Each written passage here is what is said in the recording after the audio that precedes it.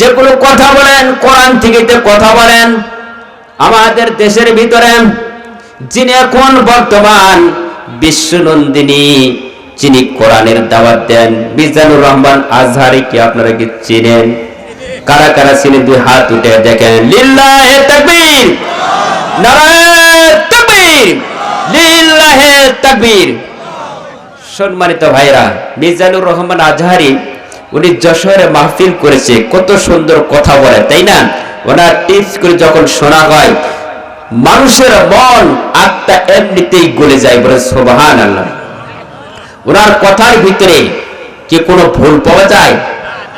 সম্পূর্ণ যুক্তি সম্পন্ন কথা বলেন, কোরআন হাদিস দিয়ে রেফারেন্স সহকারে কথা বলেন। ইনি কি কেমন ধরনের লোক আপনাদের বলেন তো? কেমন লোক? ভালো লোক না? সম্মানিত ভাইরা, ওনার মাহফিলে প্রায় লক্ষ লক্ষ মানুষ হাজির হয়। কিসের কারণ? টাকার বিনিময়ে। কিসের কারণে?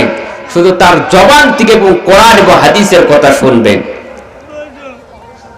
কোরআনের টানে তাকে দেখার জন্য, তার কথাগুলো শোনার জন্য, আমল করার জন্য মিজানুর রহমান আজহারিকে দেখার জন্য যায়।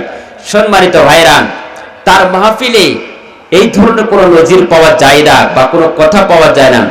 আমরা কিছুদিন আগে শুনলাম যে মিজানুর রহমান আজহারি বলেছে একটা কথা, যে একদল খাইয়ে গেছে, আরেক দল খাওয়ার জন্য বসে আছে। এ কথা বলা কি খারাপ হয়েছে? আসতেই পারে, এরকম দল আসতে পারে কিনা? কারো নাম ধরে বলছে? কারো নাম ধরে বলে নাই। যে একদল গেছে খাইয়ে, আরেক দল খাওয়ার জন্য বসে আছে, এই কথা বলা কি তার অপরাধ হয়ে গেছে? তাহলে আমরা অনেকে তার নামে গুজব ছড়াচ্ছি যে মিজানুর রহমান আমাদেরকে দেখিয়া কথা বলতেছে। কি বলছে?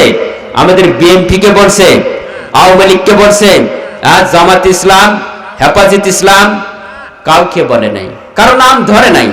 কিন্তু যারা বোঝে কম, কোরআন হাদিস বোঝে না, ওরা মনে করে আমাকেই বলেছে। নুনে ভার কখনোই নাম উনি কাউকে তো সরব করে নাই, কাউকে বলে নাই। বলতেছে যে একদল খেয়ে গেছে, আরেক দল খাওয়ার জন্য প্রস্তুতি আছে। এখন কোন দল সেটা ভালোভাবে জানেন। কিন্তু সম্মানিত ভাইরা, আপনারা খেয়াল করেন যে জিয়াউর রহমান যেগুলো কাজ দেখাইছে, যেরকম কাজ করেছে, ওনার কাজের মতন বাংলাদেশে একটা লোক আর হতে পারবে না। পারবে? আমরা চাই ওই ধরনের জিয়াউর রহমান যেরকম কাজ করেছে, আমরা ওই ধরনের কাজ যেন বাংলাদেশের ওই রকম নেতা চাই। আওয়াজ দিয়ে বলেন ঠিক কিনা? বাংলাদেশে আর দুই নম্বরই কাজ চলবে না ইনশাআল্লাহ। কথা বলেন ঠিক কিনা? সম্মানিত ভাইরা, আমাদের বেগম খালেদা জিয়া দীর্ঘ কত বছর হয়ে গেল তেরার ছেলের কাছে যাইতে পারে নাই। মহব্বতের মানুষ ছেলের কাছে মহব্বত ভালোবাসা পাবে, এটা পাই নাই। তিনি কয়েকদিন, প্রায় 2 দিন হলে লন্ডন চলে গেছে তার সন্তানের কাছে। বলেন সুবহানাল্লাহ। আল্লাহ তাদেরকে নেক হায়াত দারাজ করুন, আমিন। সম্মানিত ভাইরা, তার পরিবার কোথায়? আমাদের দেশে বগুড়া গাবতলীতে। কথা বলেন না কেন? সম্মানিত ভাইরা, তিনিও যে এই রাজত্ব বহাল করে রাষ্ট্র চলাইছে, কি খারাপ কিছু করেছে? খুব ভালোভাবে রাষ্ট্র চলাইছে। সম্মানিত ভাইরা, তারাই তো বাংলাদেশে আজকে টিকে আছে। অন্য দল কেউ আছে? বাংলাদেশে আর কোনোদিন এই ধরনের 2 নাম্বার চিটারি ব্যবসা দ্বারা করবে, আর কখনো টিকতে পারবে না। সম্মানিত ভাইরা, আমি যে কথাগুলো উপস্থাপন করেছিলাম, মহব্বত করতে হবে, আল্লাহকে, রাসূলকে ভালোবাসতে হবে, আল্লাহকে বন্ধু হিসাবে মেনে নিতে হবে। যারা আল্লাহকে বন্ধু হিসাবে মেনে নিবে তাদেরকে নামাজ পড়া লাগে 5 ওয়াক্ত। আমাদের দেশে নামাজি ব্যক্তি বেশি না বিড়িখোর বেশি? বিড়িখোর বেশি। তার মানে এই যে শীতের ভিতরে কামলারা যখন কাজ করেন, আমাকে এক চাচা বলে, চাচা কি ভাতিজা তুমি একটু বিড়ি ধরিয়ে আনো তাড়াতাড়ি। কারণ বিড়ি ধরিয়ে আনো মানে আমি তো বিড়ি খাই না। কোন বা হে বিড়ি ধরিয়ে না মানে বিড়িটা তাড়াতাড়ি এনো। আমি ঠিক আছে আনি দিচ্ছি। কয় শীতের ভিতরে কাজ করা যায় না, পানিতে নামা লাগবে। কয় বিড়ি খায় কি করবেন? কয় শরীরটা হিট করা লাগবে। বিড়ি খায় যখন শীতের ভিতরে হিট হয়, তাহলে দেখুন তো চাচা, গরমের ভিতরে কি বিড়ি খায় এসি হয় কিনা? এসি বোঝেন না? শরীর ঠান্ডা হয়। কবাহে তোমাদের সাথে পারা যাবে না, এটা একটা অভ্যাস। সম্মানিত ভাইরা, বিড়ি খোর তো বিড়ি খাই, সমস্যা নেই, খান। এই বিড়িখোরের ভিতরে গাছ তো একটাই, কথা বলেন না? বিড়ির ভিতরে কি থাকে? তামাক থাকে না? তামাকের গাছ কয়টা? একটা। একটা গাছের ভিতরে দুইটা জিনিস তৈরি হয়, একটা হয় বিড়ি, আরেকটা হয় হাকিমপুরি রহমতুল্লাহ আলাইহি। কথা বলেন ঠিক কিনা? কেউ খাই পুড়িয়ে, কেউ খাও ডাইরেক্ট, আছে না নেই? তারা নামাজও পড়বে, বিড়িও খায়, নামাজও পড়ে, জর্দাও খায়। কি গুণ থাকলো? সম্মানিত ভাইরা, যারা পান খান, পান খাওয়ার পরে শরীরের ভিতরে যখন ঢুকবে আপনার হজম শক্তি বৃদ্ধি হয়ে যাবে, কিন্তু পানির সঙ্গে যখন চুন খান, গুণ আছে? এরপর খান হাকিমপুরি রহমতুল্লাহ আলাইহি, কে চলে? এদিকে আছে? সম্মানিত ভাইরা, এগুলো বাদ দেন। সামনে আসতেছে রমজান, বাদ দিবেন না? কারা কারা বাদ দিবেন? দুই হাত দুটো আল্লাহকে দেখেন। আল্লাহ, আর খাবেন আপনাদের আছেন কেউ? আর খাবেন? খাবেন না? আল্লাহ মাফ করবে, আমিন। মানুষ গুনাহ করতেই পারে, আল্লাহ তো মাফ করে নেওয়া একজন, তাই না? সম্মানিত ভাইরা, তার মানে হলো নামাজ পড়লে এগুলো খাওয়া যাবে না। দুই নাম্বারে ব্যবসা করা যাবে না, এগুলো খাওয়া যাবে না। তার মানে যারা নামাজ পড়ে, প্রকৃত নামাজ এগুলো খাবে।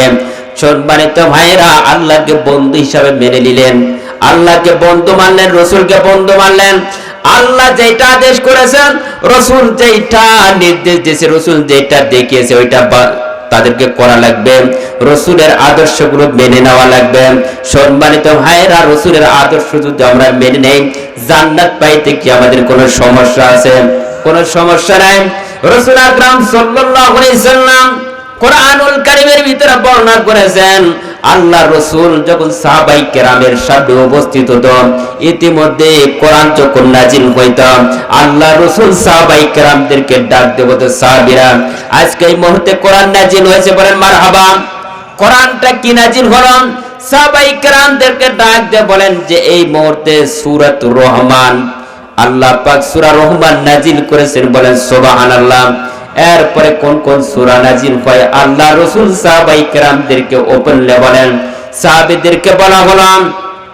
সাহাবীরা যখন আবু বকর, এরপর আলী রাদিয়াল্লাহু তাআলা আনহু, ওসমান গনি রাদিয়াল্লাহু তাআলা আনহু, ওমর ফারুক রাদিয়াল্লাহু তাআলা আনহু, সকল সাহাবীর কাছে এরকম কোরআন সম্পূর্ণ কিছু তিনি ওপেনলি বলে দিতেন। আজকে এই মুহূর্তে সূরাতুর রহমান আল্লাহ পাক নাজিল করে দিয়েছেন। সূরা রহমান যখন আল্লাহ পাকের কোরআন সূরা রহমান তেলাওয়াত করলে মজা লাগে কি লাগে না? আল্লাহ রাব্বুল আলামিন কিয়ামতের ময়দানে এইরকম একটা মঞ্চ তৈরি করবে, মঞ্চের ভিতরে আল্লাহ পাক বলবেন যে আমি সভাপতি। যেরকম আজকে সভাপতি আছে, ভালো লাগতেছে কিনা? এরকম কোরআনুল কারীমের আলোচনা হবে কিয়ামতের ময়দানে, এরকম একটা মঞ্চ তৈরি হবে। ওই মঞ্চের ভিতরে আল্লাহ রাব্বুল আলামিন সভাপতির দায়িত্ব পালন করে, বলেন সুবহানাল্লাহ। কিন্তু ওই মঞ্চের ভিতরে যিনি একজন বক্তা থাকবে, সেই বক্তার নামটা কি? আমাদের নবী, তো জাহানের নবী, বিশ্ব নবী হযরত মুহাম্মদ রাসূলুল্লাহ সাল্লাল্লাহু আলাইহি সাল্লাম। নবীজির কথাগুলো কত সুন্দর লাগবে। এবার মঞ্চ তৈরি হয়ে গেল। মঞ্চের ভিতরে আল্লাহ পাক থাকবে ডান দিকে, বাম দিকে থাকবে নবী মুহাম্মদ। আল্লাহ পাক বলবেন ইয়া রাসূলুল্লাহ, ইয়া হাবিবাল্লাহ, দুইটা চেয়ার আছে। ফেরেশতাদেরকে ডাক দিয়ে বলবে আরো দুইটা চেয়ার তৈরি করো, বানাও। দুইটা চেয়ার আবার সামনে দেওয়া হবে।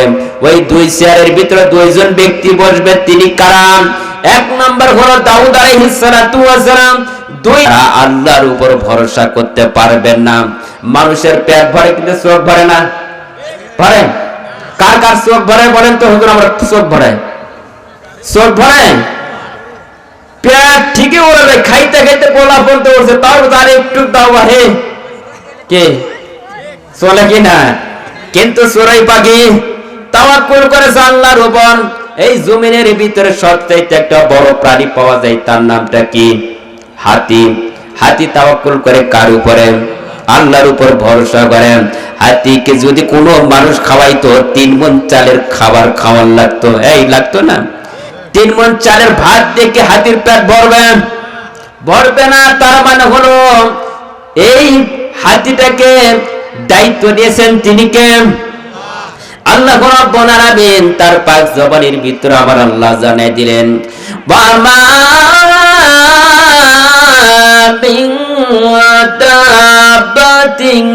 ফিল আরদি ইন্না আলাল্লাহি রিজকুহা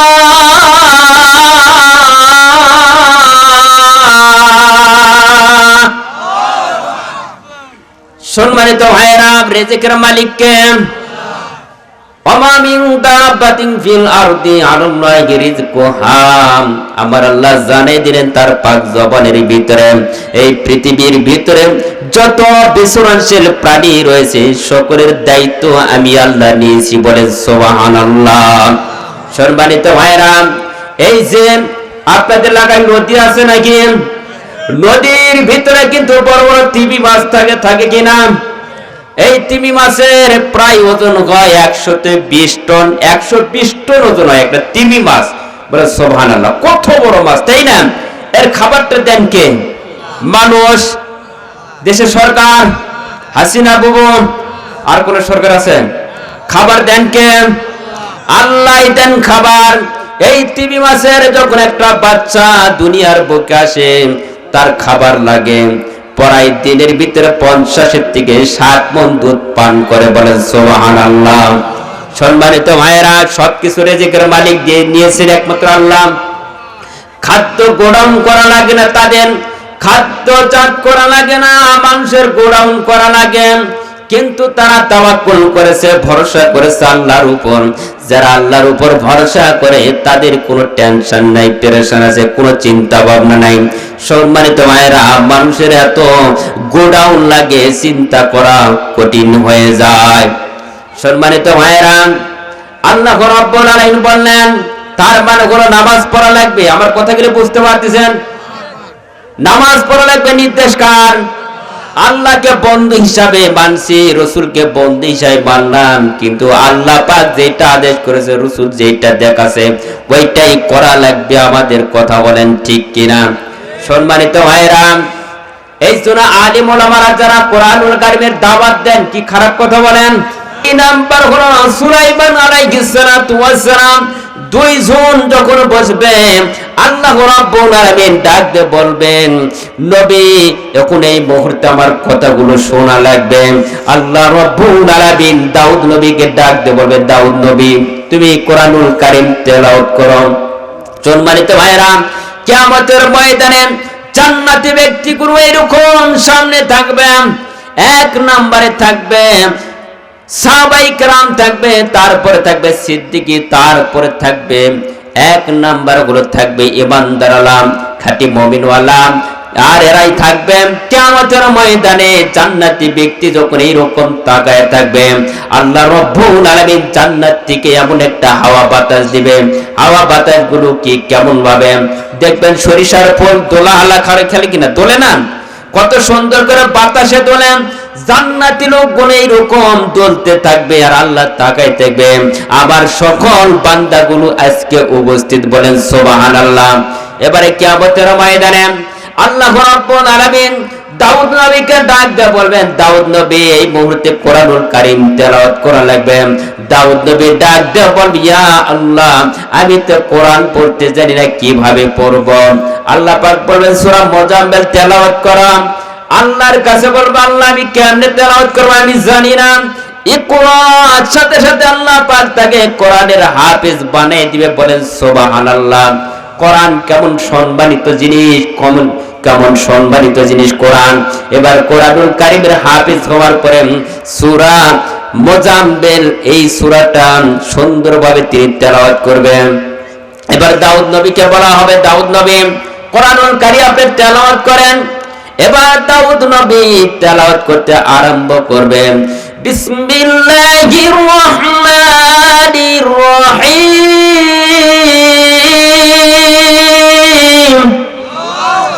ইয়া আইয়ুহাল মুযাম্মিলু কুমিল লাইলা ইল্লা ক্বালিলা।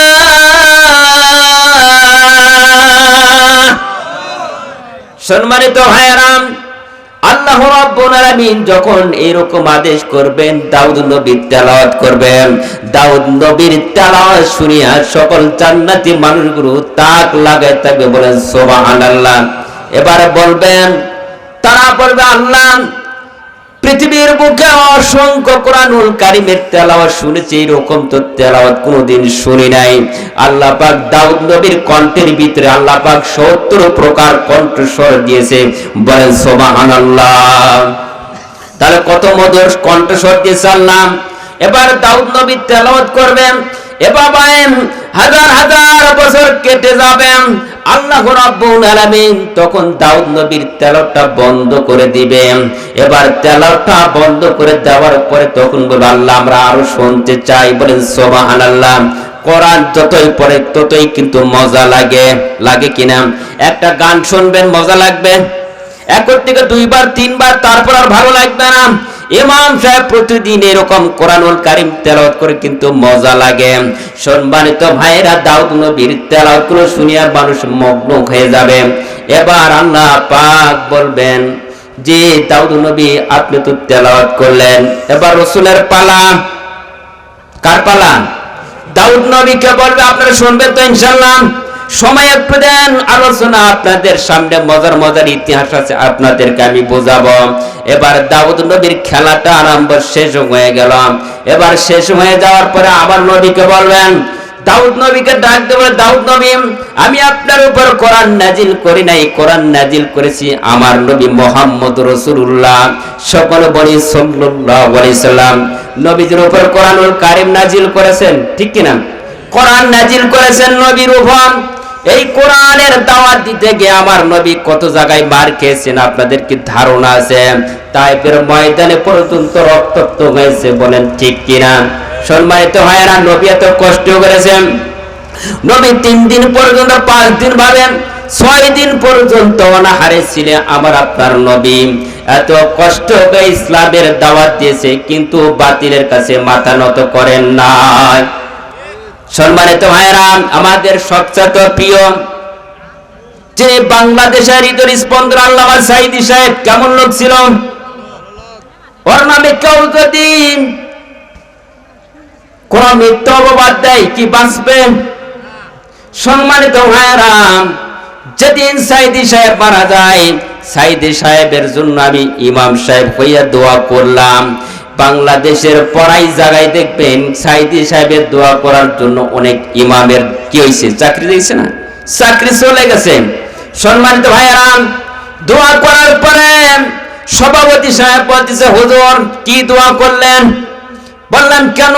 সাঈদী সাহেব মারা গেছে, তার জন্য আমি একটু দোয়া করলাম। কয় হুজুর আপনি কিছু জানেন? হ্যাঁ জানি, জানবো না মানে? বলতেছে রাজাকারের জন্য আপনি কেন দোয়া করলেন? বলেন নাউজুবিল্লাহ। সম্মানিত ভাইরা, সাঈদী সাহেবকে রাজাকার? যারা বলবে তারা কি? সম্মানিত ভাইরা, সাঈদী সাহেবের জন্য দোয়া করা আমার অপরাধ হয়ে গেলাম। পরের সময় আমি আর গেলাম না, তখন বারবার খালি টেলিফোন করে হুজুর আসা লাগবে। আমি বললাম না না, আমি আর যাব না। যে এলাকায় সাঈদী সাহেবকে রাজাকার বলেছে, মিথ্যা অপবাদ দেয়, তারা হলো 1 নাম্বার জানোয়ার। জানোয়ারদেরকে আমি ইমাম নামাজ পড়াবো না, বলেন ঠিক কিনা? সম্মানিত ভাইয়েরা, আল্লাহ পাক কিয়ামতের ময়দানে বলবেন, আমার আপনার নবী তো জাহানের নবী, বিশ্ব নবীকে বলবেন, ইয়া রাসূলুল্লাহ, ইয়া হাবিবাল্লাহ, আপনার উপর আমি কোরআন নাজিল করেছি, দাউদ নবীর উপর আমি তো কোরআন নাজিল করি নাই। এই কোরআন নাজিল করতে গিয়ে আমার নবী বিভিন্ন জায়গায় পিটুন খেয়েছে। কলেমার দাওয়াত দেওয়ার কারণে একটাই অপরাধ, কলেমার দাওয়াত দিয়েছে, পিটুন খেয়েছে। তাইফের ময়দানে মার খেয়েছে, বিভিন্ন জায়গায় পিটুন খেয়েছে, এমনকি তাইফের ময়দানে রক্তাক্ত হয়ে পর্যন্ত আমার নবী চলে হয়ে গেছিল। এত কষ্ট দিয়েছে কাফের বেঈমানেরা। আজকে বাংলাদেশের ভিতরে যারা আলিম ওলামা, নবীদের যারা ওয়ারিস আছে, তাদেরকে কিন্তু এরকম নির্যাতন করেছে। আওয়াজ দিয়ে বলেন ঠিক কিনা? দুনিয়ার মুসলমান, তাদেরকে দুনিয়া থেকে বিদায় করে দেওয়া হয়েছে। কাদের মোল্লা থেকে শুরু করে নিজামউদ্দিন, যারা যারা আলিম হক্কানি আলিম যারা রয়েছে তাদেরকে বিদায় করে দেওয়া হয়েছে। সম্মানিত ভাইরা, আপনাদের জীবন থাকাকালীন জীবনে কোনোদিন যেন ওই কুলাঙ্কার বাংলাদেশে প্রবেশ না করতে পারে। কথা বলেন ঠিক কিনা? আমরা হলাম বগুড়াবাসী, বগুড়ার লোক, জীবনে কোনদিন বেঈমান কুলাঙ্কারকে বাংলাদেশে ঢুকতে দিব না। সম্মানিত ভাইরা, যারা আল্লাহ এবং রাসূলকে যারা ভালোবাসবে, ওই নবীদের ওয়ারিস যারা হবে আর হক্কানি মানুষ যারা হবে, তারাই বর্তমান পার্লামেন্টে থাকবে। কথা কন না কেন? পার্লামেন্টে এমন একজন ব্যক্তিকে হওয়া লাগবে সেজন্য আপনার জানাজার নামাজ পড়াতে পারে। আওয়াজ দিয়ে বলেন ঠিক কিনা? সম্মানিত ভাইরা, সে ধরনের লোককে আমাকে বানাতে হবে। আমরা এমন বন্ধু বানাবো না যে বন্ধু যাবে জাহান্নামী, আমিও যাব জাহান্নামী। কি কথা বল না কেন? আপনারা কি ভয় করতেছেন? লিল্লাহি তাকবীর। সম্মানিত মা বোনেরা, আমরা এসেছেন, মা বোনদের কিছু কথা বলবো, আপনাদের আগে একটু কিছু ধোলাই করে নেই। কি ভয় করতেছেন? আমি কোন ধোলাইয়ের কথা বলবো কোরআন হাদিস থেকে। এবার রাসূলকে বলা হলো, রাসূল আপনি এই মুহূর্তে কোরআনুল কারীম তেলাওয়াত করেন। আল্লাহ নবী কোরআনুল কারীম তেলাওয়াত করবেন। যখন মানুষের মৃত্যু হয়, মৃত্যু শয্যায় সজ্জিত হয়, দেখবেন লোকটার কিন্তু কষ্ট হয়, হয় কিনা? ওই সবাই যে সূরাটা তেলাওয়াত করে সেই সূরাটার নামটা কি? সূরাতুল ইয়াসিন। ইমাম সাহেবকে ডাক দেওয়ার পরে ইমাম সাহেব কি পড়েন? সূরা ইয়াসিন তেলাওয়াত করে বারবার। আল্লাহ পাক জিবরাইলের মাধ্যম দিয়ে আজরাইলকে ঘোষণা দেয়, যাও আস্তে করে তার জীবনটা কবজ করে দাও, কারণ আমার কোরআনুল কারীমের তেলাওয়াত হচ্ছে। বলেন সুবহানাল্লাহ। সম্মানিত ভাইরা, সূরা ইয়াসিন পড়তে পড়তে মানুষ মারা যায় কি যায় না? এরকম নজির আছে না? অনেক নজির আছে। ইমাম সাহেব বারবার সূরা ইয়াসিন যখন পড়ে, কিছুক্ষণ পরে দেখবেন লোকটা দুনিয়া থেকে বিদায় হয়ে গেছে।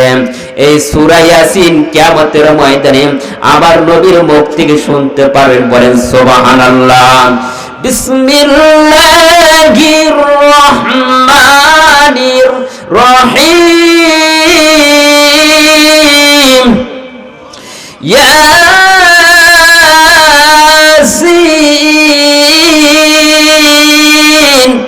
ওয়াল কুরআনিল হাকীম।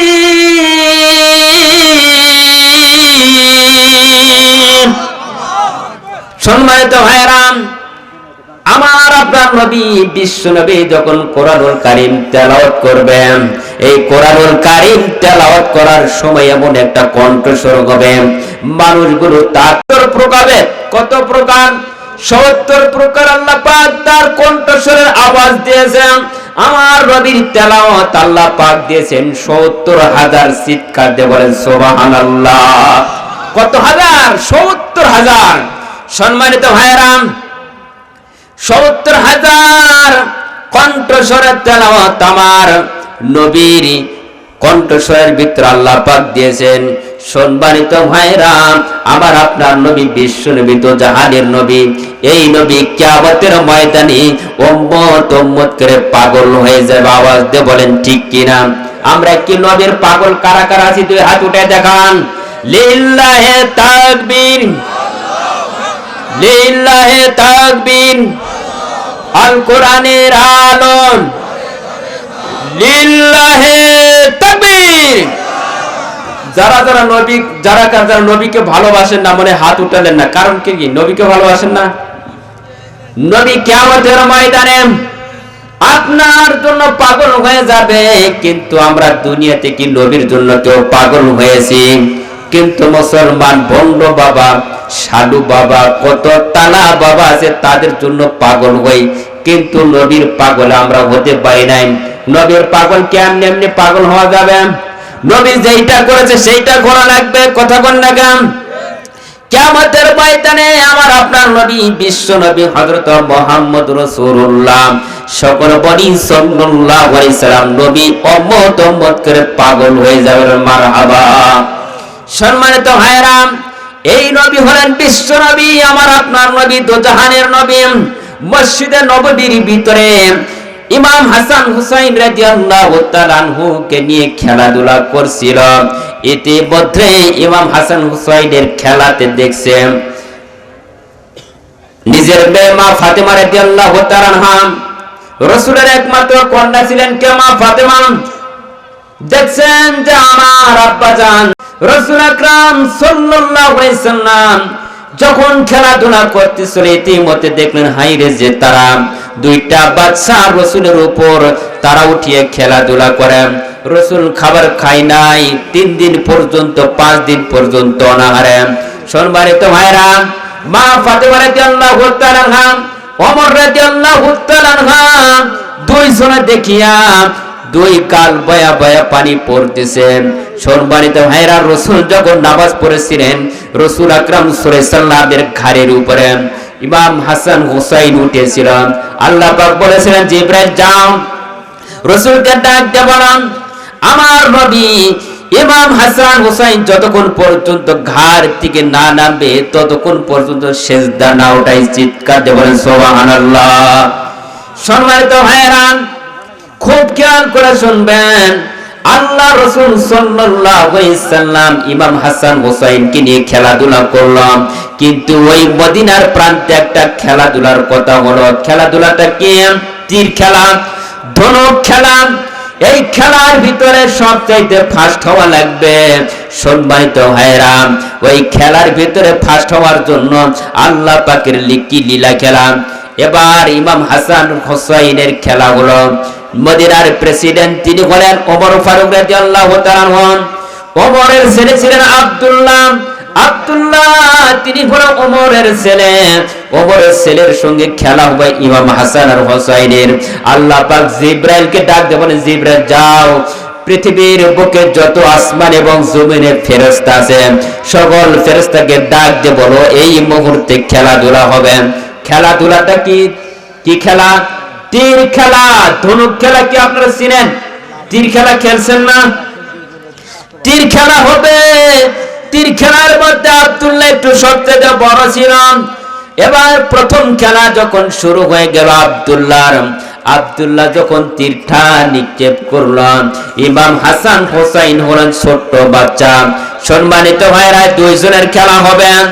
এবার ইমাম হাসান আর হুসাইনের খেলা। এবার সম্মানিত ভাইরা, এবার আব্দুল্লাহ যখন তীরটা নিক্ষেপ করেছেন, তীরটা বহুদূর পর্যন্ত চলে গেল। এবার ইমাম হাসান আর হুসাইন ছোট্ট বাচ্চার তীর তো অত দূর পর্যন্ত যাবে না। আল্লাহ পাক বললেন, আমার মান ইজ্জত সম্মান বাড়াইতে হবে, কারণ আমার বন্ধুর একমাত্র নাতি দুইটা গুণে ইমাম আর হাসান হুসাইন, এই দুইটা নাতি হলেন জান্নাতের সর্দার। চিৎকার দিয়ে বলেন সুবহানাল্লাহ। সম্মানিত ভাইরা, ইমাম হাসান আর হুসাইনের খেলা আরম্ভ হলো। এবার যখন হুসাইন ছোট্ট বাচ্চা তীরটা যখন নিক্ষেপ করলেন, আল্লাহ পাক জিবরাইলকে বলেন, জিবরাইল যাও এই তীরটা নিয়ে আব্দুল্লাহর তীরের সামনে ফেলে দাও। আব্দুল্লাহর তীরের সামনে যখন ফেলে দিল, দেওয়ার পরে এবার আব্দুল্লাহ, ইমাম হুসাইন আর হাসান আব্দুল্লাহকে বলতেছে, আব্দুল্লাহ গোলামের বাচ্চা, গোলাম করে গালি দিয়েছেন। এবার আব্দুল্লাহ মন খারাপ করে চলে গেছেন বাড়িতে। বাড়িতে গিয়ে আব্বাজানকে বলে, আব্বা আপনাকে আমাকে শ্রদ্ধায় গালি দিয়েছে। বলতেছে, কি গালি? কয় বলেছে গোলামের বাচ্চা গোলাম করে গালি দিয়েছেন। কয় এত বড় সাহস কার হলো তোমাকে গোলামের বাচ্চা গোলাম করে গালি দিয়েছেন? কয় যে ছোট্ট বাচ্চা ইমাম হাসান হুসাইন দুইজনে মিলিয়ে গালি দিয়েছে। আব্বা এদের বিচার যদি না করেন আপনারও খবর আছে। এবার ওমর রাদিয়াল্লাহু তাআলা আনহুর মদিনার প্রেসিডেন্ট। এবার দুইজনের খেলা, দুইজনের বিচার হবে। ইমাম আর হাসান আর হুসাইনের বিচার হবে, আব্দুল্লাহর বিচার হবে। মসজিদে নববীর ভিতরে ঘোষণা হলো যে অমুক দিন এই দুইজনের বিচার হবে। সম্মানিত ভাইরা, ইমাম হাসান আর হুসাইনের যখন বিচার হবে, এবার আব্দুল্লাহকে ডাক দেওয়া হলো, বাবা যাও সত্যিকারে কি তোমাকে গালি দিয়েছে? হ্যাঁ। কি করে? বলেছিল গোলামের বাচ্চা গোলাম বলে গালি দিয়েছে। এবার পরের দিন হবে বিচার। মসজিদের নববীর ভিতরে সকলকে বলা হলো বিচারটা হবে, এই বিচারের ভিতরে যারা ফয়সালা পাবে তাদের জন্য হবে একদল, আর যারা বিচারে রায় পাবে ওদেরকে দেওয়া হবে হয় ফাঁসি না হয় জেল। কিন্তু মদিনার বিচারক যিনি ছিলেন, যিনি বিচার করবেন, একমাত্র ছিলেন মদিনার মানে বিচারক, তিনি ছিলেন আলী রাদিয়াল্লাহু তাআলা আনহু। এবার সম্মানিত ভাইরা, নিজের ছেলে তো বিচার করা লাগবে, কি বিচার কিভাবে করবে? মদিনার সকল প্রান্তের সকল মানুষেরা যখন মসজিদের নববীর ভিতরে নামাজ পড়তে লাগলো, নামাজ পড়ার পরে চিন্তা ভাবনা করে আজকে খেলা হবে, বিচারটা হবে কি বিচার?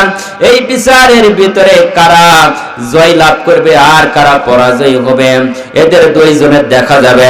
সম্মানিত ভাইরা, ইমাম হাসান আর হুসাইন তো ওমর ফারুক রাদিয়াল্লাহু তাআলা ডাক দিয়ে বলেন যে ইমাম হাসান হুসাইন, তোমরা দুইটা বাচ্চা বলো সত্যিকারে কি গালি দিয়েছো? হ্যাঁ গালি দিয়েছি। বলেছো কি গোলামের বাচ্চা গোলাম করে গালি দিয়েছেন? তাহলে আমি একটা কাগজ দেই, এই কাগজের উপর সিগনেচার করা, সিগনেচারটা সত্য যদি প্রকাশ হয় তাহলে আমি বুঝতে পারবো তোমরা গোলামের বাচ্চা গোলাম করে গালি দিয়েছো। লিল্লাহি তাকবীর। সম্মানিত ভাইরা, ইমাম আর হাসান আর হুসাইন রাসূল আকরাম সাল্লাল্লাহু আলাইহি সাল্লাম দুইটা নাতিকে তো মহব্বত করেছে, এবং নিজের মেয়ে মাত্র মা ফাতেমা রাদিয়াল্লাহু তাআলা নিজের বাবাকে এত মহব্বত করেছে। রাসূল যদি কোথাও যাইতো, আল্লাহ রাসূল মা ফাতেমার সঙ্গে সাক্ষাৎ করত। আপনারা কি করছেন কোনদিন? নিজের মেয়ের সঙ্গে সাক্ষাৎ করে কি বের হয়েছেন কোনদিন? সম্মানিত ভাইরা, মা ফাতেমা রাদিয়াল্লাহু তাআলা এমত অবস্থায় তার ঘরে কোনো খাবার ছিল না। রাসূলের একটা মাত্র মা ফাতেমা রাদিয়াল্লাহু তাআলা ঘরে কোনো খাবার নেই। কিন্তু সম্মানিত ভাইরা, আলী রাদিয়াল্লাহু তাআলা কে বলে, আলী আমার ঘরে কোনো খাবার নেই, খাবারের ব্যবস্থা করো। বলতেছে 3 দিন হয়ে গেল, 5 দিন হয়ে গেল, কোনো খাবার নাই, এমনকি শরীরটা ক্লান্ত হয়ে গেছে। ইমাম হাসান আর হুসাইন কাঁদেন। এবার মা ফাতেমা ডাক দিয়ে বলে, স্বামী এতদিন পর্যন্ত তোমার ঘরে সংসার করলাম, আমার ঘরে কোনো খাবার নাই, খাবারের ব্যবস্থা করা লাগবে। ইমাম হাসান আর হুসাইনের মা ফাতেমা রাদিয়াল্লাহু তাআলা আনহা এবার একটা চাদর ছিল, নিজের শরীরে একটা কাপড় ছিল, এই কাপড়টা নিজের স্বামীকে দিয়েছে। বলতেছে, আলী এই কাপড়টা বিক্রি করে আমাদের খাবারের ব্যবস্থা করবা। এবার কাপড় বিক্রি করতে গেলেন, ফজর নামাজ পড়ে, ফজর নামাজ পড়ে বের হলেন। বের হবার পরে আল্লাহ রাসূলের সঙ্গে আলী রাদিয়াল্লাহু তাআলা আনহুর সঙ্গে সাক্ষাৎ হয়ে গেল। এবার রাসূল বলতেছে, আলী তুমি ফজরের সময় কেন বের হয়েছো? এবার আলী ডাকতে বলছে, ইয়া রাসূলুল্লাহ, ইয়া হাবিবাল্লাহ, আজকে কয়েকদিন হয়ে গেল আমাদের বাড়ির কোনো খাবার নাই। ছোট্ট বাচ্চা ইমাম হাসান আর হুসাইন কান্দে, এমনকি আপনার মেয়ে পর্যন্ত শরীরটা ভালো না, খাবার নেই, পাবো কোথায়? আল্লাহ পাকের অশেষ মেহেরবানি দেন। আল্লাহ রাসূল ডাকতে বলেন, জামাই আলী রাদিয়াল্লাহু তাআলা আনহু এমন এক জায়গায় তোমারে পাঠাইবো, আল্লাহ পাক তোমারে দিয়ে দিবেন। এবার আলীকে ডাক দাও, আলী যাও, ওই যে দেখা যাইতেছে একটা মরা খেজুরের গাছ, খেজুরের গাছের নিকটে গিয়া তুমি একটু বলো। এবার আলী রাদিয়াল্লাহু তাআলা আনহু মরা খেজুরের কাছে গিয়ে বলতেছে, দয়া করে একটু খেজুরের ব্যবস্থা করে দাও। আল্লাহ পাক জান্নাত থেকে খেজুর গুলো নিয়ে জিব্রাইলের মাধ্যম দিয়ে মরা খেজুর থেকে অসংখ্য খেজুর পড়তেছে। সুবহানাল্লাহ। রিজিকের মালিক কে? আল্লাহ দিতে পারেন কি পারেন না? সম্মানিত ভাইরা, আমি আপনাদের সামনে কথাগুলো উপস্থাপন করলাম এই জন্য আপনারা যারা 10 মণ, যারা 1 মণ, 2 মণ, এমনকি 5 কেজি 10 কেজি যারা ধান দিয়েছেন, মনে করছে অগ্রিম ধান দিয়েছেন, আল্লাহ ইচ্ছা করলে 10 মণের জায়গায় 20 মণ বানাইতে পারেন কি পারেন না? দেনিওয়ালা কে? আল্লাহ। সম্মানিত ভাইরা, এই জন্য যারা আল্লাহ রাস্তায় ব্যয় করবে, আল্লাহ তার রিজিকের ব্যবস্থা আরো বাড়ায় দিবে। লাইন শাকারতুকুম লাজিদান্নাকুম, যারা ওই গুরুর শুকরিয়া আদায় করবে, আল্লাহ তারও শুকরিয়া আদায় আরো বাড়ায় দিবে। সম্মানিত ভাইরা, এবার আলী রাদিয়াল্লাহু তাআলার কাছে অসংখ্য খেজুর গুলো পড়লেন। খেজুর পড়ার পরে এবার চিন্তা ভাবনা করে আমি বাড়িতে যাব। বাড়িতে যাওয়ার আগে আল্লাহ পাক কেমন একটা পরীক্ষা তারে নিলেন। পরীক্ষার ভিতরে তো পাস করা লাগবে, লাগবে না? যারা ইমানদার তারা পাস করবে, বেঈমান কখনো পাস করতে পারে না। পারেন? সম্মানিত ভাইরা, তাদের অন্তরের ভিতরে আল্লাহ পাক মোহর বেঁধে দিয়েছে কে? আর যাদের অন্তরের ভিতরে আল্লাহ পাকের নূর, আল্লাহ পাকের রহমত তার অন্তরের ভিতরে খুলে দিয়েছেন, দেখবেন তারা আল্লাহর রাস্তায় ব্যয় করতে দ্বিধাবোধ করে না। আওয়াজ দিয়ে বলেন ঠিক কিনা? সম্মানিত ভাইরা, ইমাম হাসান আর হোসাইনের পিতা রাদিয়াল্লাহু তাআলা অসংখ্য খেজুর নিয়ে বাড়ির দিকে রওনা হয়েছিলেন। ইতিমধ্যে দেখলেন, হায়রে, খেজুর নিয়ে যখন প্রবেশ করব, আল্লাহ পাকের অশেষ মেহেরবানিতে একজন ফকির এসেছে। আসার পর আলীকে ডাক দেওয়া, আলী, এই খেজুরগুলো আমাদের একটু দাও। বলেন তো ওখান থেকে খেজুর কমছে না বাড়ছে? খেজুরগুলো দিয়ে দিলেন। মা ফাতেমার খাওয়া হলো না। মা ফাতেমার খাবারের জন্য আল্লাহ রাসূল সাল্লাল্লাহু আলাইহি সাল্লাম তিনি বের হয়েছেন রাস্তা দিয়ে পথ অতিক্রম করে, আর বলেন আমাকে কে নেবেন কাজের জন্য? এবার একজন ইহুদি ব্যক্তি আল্লাহ রাসূলকে কাজের জন্য নেওয়ার জন্য আল্লাহ রাসূলকে বললেন, আপনি কি কাজ করতে পারবেন? কয় হ্যাঁ পারব। কয় আমার খেজুর গাছে পানি দেওয়া লাগবে। এবার পানি দেওয়ার জন্য রাসূলকে নেওয়া হলো। আল্লাহ রাসূলকে নিলেন ইহুদি। নেওয়ার পরে আল্লাহ রাসূল বললেন, ভাই আমাকে খেজুর দেওয়া লাগবে, একটা করে বালতির পানি উঠাবো, একটা করে বালতির বিনিময়ে আমাকে 2টা করে খেজুর দেওয়া লাগবে। এই পানিগুলো খেজুরের বাগানে দেওয়া লাগবে। আল্লাহ রাসূল কি বললেন? আল্লাহ রাসূল 1 থেকে 2 3 4 5 এভাবে 9টা বালতি পানি উঠাইছেন। ওঠানোর পরে যখন 10 নম্বরে বালতিটা ছেড়ে দিবে, আল্লাহর অশেষ মেহেরবানিতে 10 নম্বরে বেলা বালতিটা কূপের মধ্যে পড়ে গেল। এবার বিপদ কম না বেশি হলো? ইহুদি চিন্তা ভাবনা করলাম, এবার তো সুযোগ পাইছি একটা। আল্লাহ রাসূলকে ডাকতে বললেন, পারলেন না, আর আপনি কেন বালতিটা ছিঁড়ে কূপের মধ্যে ফেলে দিলেন? আপনি একটু উঠান। আল্লাহ রাসূল বললেন, না, কেমনে উঠাবো? উঠাইতে পারলেন না। আল্লাহ রাসূল সাল্লাল্লাহু আলাইহি সাল্লামের গালের ভিতরে ওই ইহুদি এমন একটা থাপ্পড় মেরেছে, 5 আঙ্গুলের ছাপ। রাসূলকে মারা মাত্র আল্লাহ রাসূলের চেহারা মোবারক পর্যন্ত লাল টকটক হয়ে গেল, যে রাসূলের উপরে মশা মাছি পর্যন্ত পড়াটা হারাম। ওই রাসূলের গালে থাপ্পড় মেরেছে। এবার আল্লাহ রাসূল বললেন, ইহুদিকে বললেন, ভাই মনে হয় আপনার হাতে আঘাত পেয়েছেন, আমার কাপড়ের জামাটা আমি উঠাই দিলাম, আপনি যত পারেন এই হাত দিয়ে আমার পিঠের উপরে আপনি মারতে শুরু করেন। সম্মানিত ভাইয়েরা, ইহুদি চিন্তা ভাবনা করলো, হয় এই ধরনের পুরাতন লোক হতে পারে না, কেমনি কথা বলল। আল্লাহ রাসূল চলে গেলেন খেজুরটা নিয়ে। এবার মা ফাতেমাকে দেওয়ার জন্য আল্লাহ রাসূল খেজুরকে নিয়ে মা ফাতেমা রাদিয়াল্লাহু তাআলা আনহার কাছে গেলেন। যাওয়ার পরে বলেন, মা তোমার জন্য আমি খেজুর এনেছি। কি রকম মহব্বত করে নিজের মেয়েকে। এবার মা ফাতেমা রাদিয়াল্লাহু তাআলা আনহা খাবার খাবে কি তার আগে দেখতেছে নিজের বাবার চেহারার দিকে। আব্বাজানকে ডাকতে বলে, আব্বা সত্যি করে বলা লাগবে, আপনার গালে থাপ্পড় মারছে কে?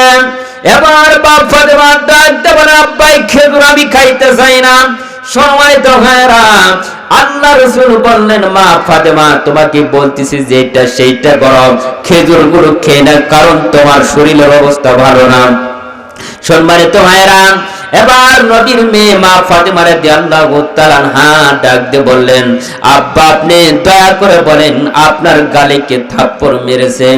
এবার নবীজির গাল বেয়ে যখন পানি পড়তে শুরু করলো, মা ফাতেমাও কাঁদেন।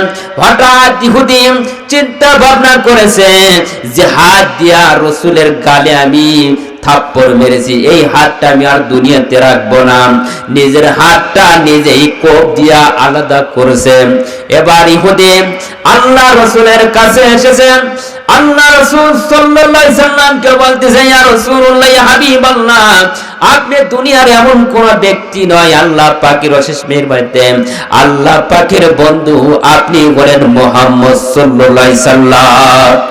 এবার নবীদের কাছে আসিয়া বললেন, ইয়া রাসূলুল্লাহ, ইয়া হাবিবাল্লাহ, আমি আপনাকে মারার পরে ভুল করেছি, গুনাহ করেছি, দয়া করে আমাকে কলেমা পড়িয়া মুসলমান বনে দেন, চিৎকার দিয়ে বলেন সুবহানাল্লাহ। সম্মানিত ভাইয়েরা, ইহুদিরা নবীর কাছে এসে কলেমা পড়িয়া মুসলমান হলেন। ইহুদিটা বললেন, আপনার কাছে কলেমা পড়িয়া মুসলমান হলাম। আল্লাহ রসুল বলেন, তোমার হাতটা তো একটু মুসাফা করি।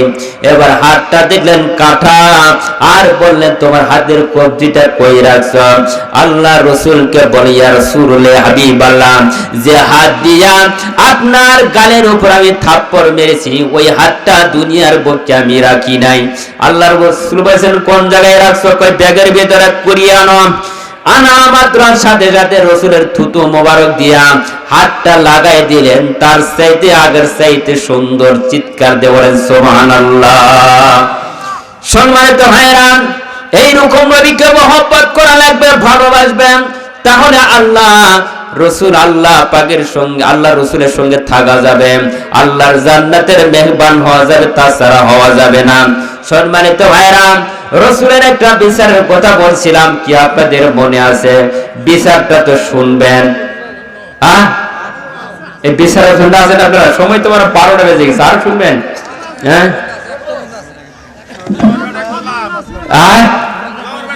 হ্যাঁ, লিল্লাহে তাকবীর। আমার মুরব্বী বাবা সুন্দর ওয়াজ শুনতেছে। সম্মানিত ভাইরা, আল্লাহ রাসূল সাল্লাল্লাহু আলাইহি ওয়াসাল্লাম দুনিয়া থেকে যখন বিদায় হয়ে যাবেন, বিদায় হওয়ার আগে রসুল যখন বিদায় হয়ে গেল, আল্লাহ রসুলের কাছে মা ফাতেমা রাদিয়াল্লাহু তাআলা আনহা আসলো। বারবার রসুলের কাছে যখন আজরাইল আসবে, ইতিমধ্যে রসুলের যে ছোট্ট একটা কামরা ছিল ঘর, ওই ঘরের ভিতর রসুল থাকেন এবং মা ফাতেমা রাদিয়াল্লাহু তাআলা আনহা বারবার ওই ঘরের ভিতরে যান। হঠাৎ দেখে রাসূল আকরাম সাল্লাল্লাহু আলাইহি সাল্লামের কাছে একজন লোক এসেছে। লোকটা হলেন আজরাইল। চিৎকার দিয়ে বলেন সুবহানাল্লাহ। আজরাইলের মার যদি ধরেন, দুনিয়ার বার কথা বলেন, কি ছাড়বে? ছাড়বে না। সম্মানিত ভাইরা, এবার রাসূলের কাছে আসতে শুরু করলাম।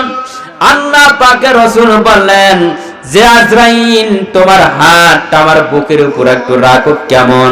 আল্লাহ রসুলের বুকের উপর যখন হাতটা রেখে দিয়েছেন, আল্লাহ পাক রসুল বলেন, মনে হয় উহুদ পাহাড় আমার বুকের উপর চাপায় দিয়েছে। লিল্লাহি তাকবীর। কত কঠিন, ঠিক কিনা? মৃত্যুর যন্ত্রণা অত্যন্ত কঠিন। সম্মানিত ভাইরা, মা ফাতেমা রাদিয়াল্লাহু তাআলা আনহা বারবার বলছে, আব্বা জান, যে বাহিরে লোকটা আছে, লোকটাকে ঢুকতে দেওয়া যাবে না। দেখো লোকটার অবস্থাটা কেমন। আল্লাহ রাসূল জানেন কি জানেন না? এবার মা ফাতেমা দেখিয়া দরজাটা বন্ধ করেছে। আবার বলতেছে, আল্লাহ রাসূল বললেন, যে লোকটা আকাশ এবং জমিন পর্যন্ত পা দেখা যায়, ওই লোকটার নাম হলো আজরাইল। সম্মানিত ভাইরা, রাসূল দুনিয়া থেকে বিদায় হয়ে গেল, মা ফাতেমাকে বিদায় হয়ে যাবে ইতিমধ্যে। সম্মানিত ভাইরা, মা ফাতেমা দেখুন স্বামীর কিরকম খেদমত করেছে। আমার মা বোনেরা রয়েছেন, মা বোনদের একটু স্বামীর খেদমতের কথা বলবো। এবার সম্মানিত ভাইরা, মা ফাতেমা রাদিয়াল্লাহু তাআলা আনহা যখন দুনিয়া থেকে বিদায় হয়ে যাবে, ইতিমধ্যে এবার মা ফাতেমা রাদিয়াল্লাহু তাআলা আনহা আলী রাদিয়াল্লাহু তাআলা আনহুর কাছে আসলেন। একটু বসে গল্প সল্প করতেছিলেন। হঠাৎ বলতেছে, আলীকে ডাক দিয়ে বলতেছে, আমার অবস্থাটা ভালো না। আলী বললেন, কেন, তোমার কি সমস্যা হচ্ছে?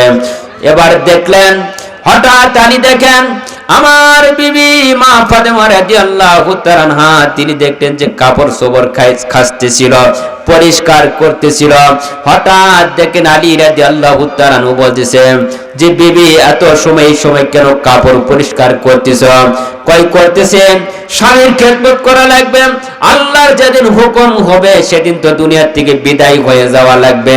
তবে কিয়ামতের ময়দানে তুমি যেন বলো না আমি কোন প্রকারে তোমার কাজের কোন প্রকার ত্রুটি করেছি। সম্মানিত মা বোনেরা, এবার আলী রাদিয়াল্লাহু তাআলা বলতেছেন, না, এমন কোন কাজে তুমি ত্রুটি দাও নাই, কষ্টের পরেও আমার খেদমত করেছে। চিৎকার দিয়ে বলেন সুবহানাল্লাহ। ইমাম হাসান আর হুসাইনকে দুই জনে রেখে গেলেন। ইমাম হাসান হুসাইনের যে খেলাটা করে শেষ করে দিব। সম্মানিত ভাইরা, খেলা আরম্ভ হয়ে গেল। বিচার শুনুন, মসজিদে নববীর ভিতরে বলল খেলা হয়েছে, বিচার হবে। বিচারের কাঠগড়ায় কিয়ামতের ময়দানে যারা দুনিয়াতে বিচার 2 নাম্বার করবে, আল্লাহ কিয়ামতের ময়দানে তাদেরকে 2 নাম্বারই করবে। কথা বলেন ঠিক কিনা? বাংলাদেশের টাকার বিনিময়ে, ঘুষের বিনিময়ে বিচার হয় কিনা? কিন্তু কিয়ামতের আদালতের টাকার বিনিময়ে বিচার হবে না, বিচার হবে শুধু একমাত্র আমলের পরিবর্তে। আওয়াজ দিয়ে বলেন ঠিক কিনা? যদি আপনার বিচারটা সঠিক না হয়, কিয়ামতের ময়দানে ধরা খাওয়া লাগবে। সম্মানিত ভাইরা, এবার বিচার আরম্ভ হয়ে গেল। বিচার আরম্ভের ভিতরে মসজিদের নববীর ভিতরে বললেন ওমর রাদিয়াল্লাহু তাআলা, ইমাম হাসান হোসেন, বলো বাবা তোমরা কি এইটা সিগনেচার করছো? সত্য? কই হ্যাঁ, আসলে আমরা গোলামের বাচ্চা, গোলাম। এবার নিজের ছেলে আব্দুল্লাহকে বলছে, বাবা আব্দুল্লাহ, যিনি বলেছেন ইমাম হাসান আর হোসেন গোলামের বাচ্চা বলে গালি দিয়েছে, এটা সত্য? কই হ্যাঁ আব্বা জান, এটা আমারে গালি দিয়েছে। ওই যে তোমাকে একটা স্লিপ দিয়েছিলাম, ওই স্লিপটা তুমি আনো। সিগনেচার করেছে ইমাম আর হাসান হুসাইন, ইতি ইমাম হাসান হুসাইন। সিগনেচার যেটা করেছে, আমি মৃত্যু হওয়ার পরে আমার দাফনের ভিতরে, কাফনের ভিতরে এই সিগনেচার কাগজটা দিবা। কিয়ামতের ময়দানে কবরের ভিতরে সওয়াল জবাব যখন করতে আসবে, তখন আমি বলবাম যে এই যে সিগনেচার, এই সিগনেচারের পরিবর্তে তুমি যা করা তাই করো। বলেন তো ইমাম হাসান হোসেনের সিগনেচার যেটা, আল্লাহ পাকের জান্নাত হবে সেইটা। চিৎকার দিয়ে বলেন ঠিক কিনা? লিল্লাহি তাকবীর। আর দুনিয়ার আদালতে যারা সিগনেচার করেছে, অন্যায় করেছে, তারা বাংলাদেশে বসবাস করতে পারে নাই, পারবেও নাই জিন্দেগিতে। আওয়াজ দিয়ে বলেন ঠিক কিনা? সম্মানিত ভাইরা, আমি এটা বলে শেষ করব। তো রাত অনেক গভীর হয়েছে, প্রায় 12টা বেজে গেছে। আমাকে আবার যাওয়া লাগে, প্রায় দিন আমাদের এরকম মাহফিল করা লাগে। আমাদেরও তো একটা রেস্টের ব্যাপার আছে নাকি? আপনাদেরকে ফজর নামাজ পড়া লাগবে। এই যে যারা নামাজ পড়তেছেন না, এই শীতের ভিতরে কষ্ট করে ওযু করতেছেন না, কি মরা লাগবে না? এই যে কবরস্থানের জন্য এই আয়োজন করেছে, কবরে যাওয়া লাগবে তো, কবরে মাল সামান নিয়ে যাওয়া লাগবে না? আপনারা যখন আত্মীয় স্বজন বাড়িতে ঘুরতে যান, কি নিয়ে যান? এশিয়ার দই নেন নাকি মিষ্টি নেন না? বড় বড় মিষ্টি, বড় ফল নিয়ে যান, আপেল নিয়ে যান, কমলা নিয়ে যান, যে আমার শ্বশুর শাশুড়ি ভালো আসবে, খাবার দিবে ভালো। কিয়ামতের ময়দানে আল্লাহ পাক বলবে যে বান্দা, আমি তোমাকে দুনিয়ায় পাঠাইছিলাম, তুমি আমার জন্য কি আনছো? জবাব দিবেন কি? পারবেন কিছু? আল্লাহ সকলকে কবুল করুন, আমিন। আচ্ছা, লিপি 1 বস্তা সিমেন্ট, মোজা ফকির পাড়া 1 বস্তা সিমেন্ট, মোতালেবের মা হচ্ছে 1 বস্তা সিমেন্ট, শিল্পী 1 বস্তা সিমেন্ট, সাজাতে 1 বস্তা সিমেন্ট, ফাতেমা খাতুন পূর্ব পাড়া 10 কেজি কি ধান, মোহাম্মদ আলম 10 কেজি ধান, মোসাম্মদ মাজেদা খাতুন 10 কেজি ধান। এটা কি জিওন? জেন 5000 টাকা নাকি? 500 5000। লিল্লাহি তাকবীর। আল্লাহ যারা দান করেছে, আমরা মহিলা মা বোনেরা যারা দান করেছে, দয়া করে আল্লাহ তুমি সকলের দানগুলো কবুল করো, আমিন। আল্লাহ সকলকে মা ফাতেমার উদ্দেশ্যে তৌফিক দান করো, আমিন। সম্মানিত ভাইরা, অনেক কথা বললাম, আপনারা একটু বিরক্ত হয়েছেন। এর ভিতরে আমি কিছু কালেকশন করছি, আপনারা বিরক্ত করছেন, তাই না? তো আমি বিরক্ত করতে চাই না। আপনারা আমার জন্য দোয়া করবেন, আপনাদের জন্য আমি দোয়া করব। আল্লাহ সকলকে খাঁটি মুমিন মুসলমান বানাইয়ার জন্য আমাদের অন্ধকারাচ্ছন্ন কবরে ঢুকিয়ে দেয়, আমিন।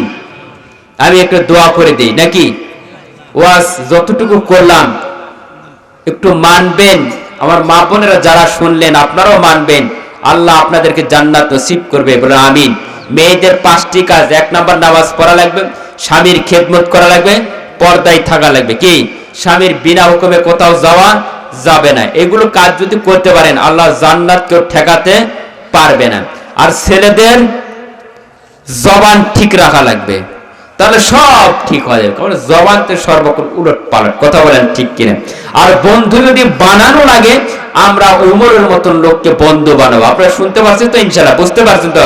আমরা এমন কোন বন্ধু বানাবো না যে বন্ধু 17টা বছর জ্বালায়া পোড়ায়া মারছে। আওয়াজ দিয়ে বলেন ঠিক কিনা? আর জনে বাংলাদেশে আর জ্বালায়া পোড়ার কেউ যেন না মারে। রাজি আছেন তো? ইনশাআল্লাহ আল্লাহ সকলকে কবুল করুন, আমিন। কিছু বলেন, বলে শেষ করে দিন। বলবেন কিছু? কিছু আছে, হ্যাঁ কিছু বলেন। কবরস্থানে যারা বলেন, কবরস্থানের যারা স্থায়ী সদস্য হবো, তারা মানে মাহফিলের পরে এই যে আপনি একটু বলেন, বলে ইয়া করেন, শেষ করে যান। আমি তো একটু দোয়া করে দিন আপনার। দিলাম অবস্থানে যারা স্থায়ী সদস্য হন, তারা মাহফিলের পরে অথবা আগামী কাল পরশু বা যে কোনো টাইমে আমার নাম্বারটা সংগ্রহ করবেন, দিয়ে আমার সাথে যোগাযোগ করলেই আপনারা স্থায়ী সদস্য হতে পারবেন। এই বলে শেষ করতেছি। হুজুর এখন দোয়া। আচ্ছা, তবে একটা সঙ্গীত গাই শেষ করে ইনশাআল্লাহ গজল কোন সঙ্গীত বলবো কি একটা গজল বলবো?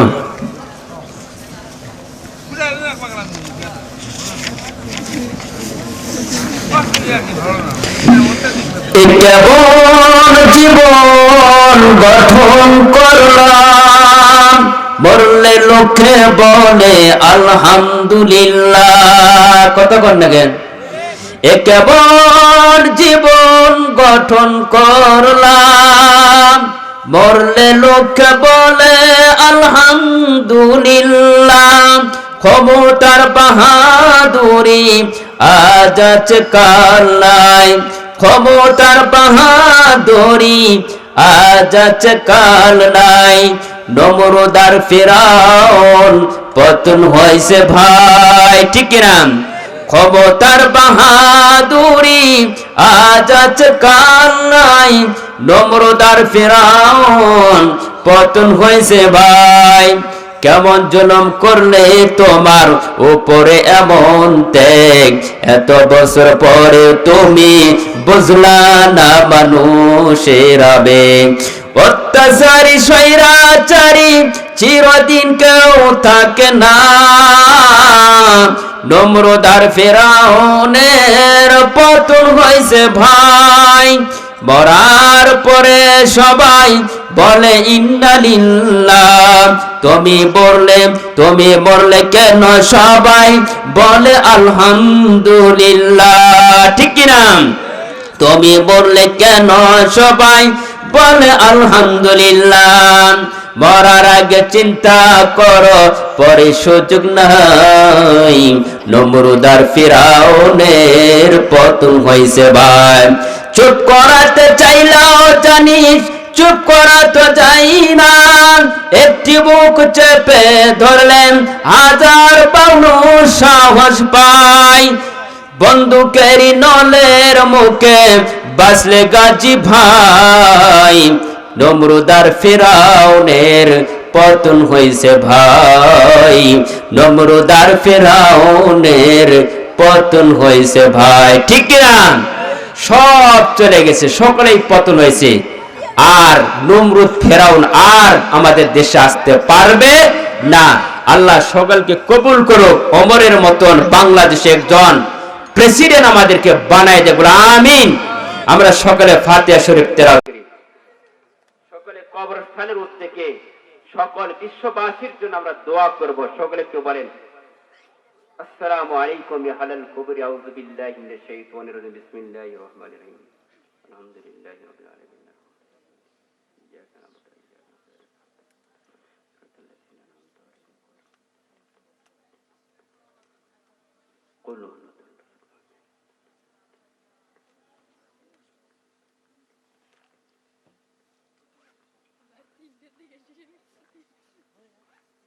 اللهم صل على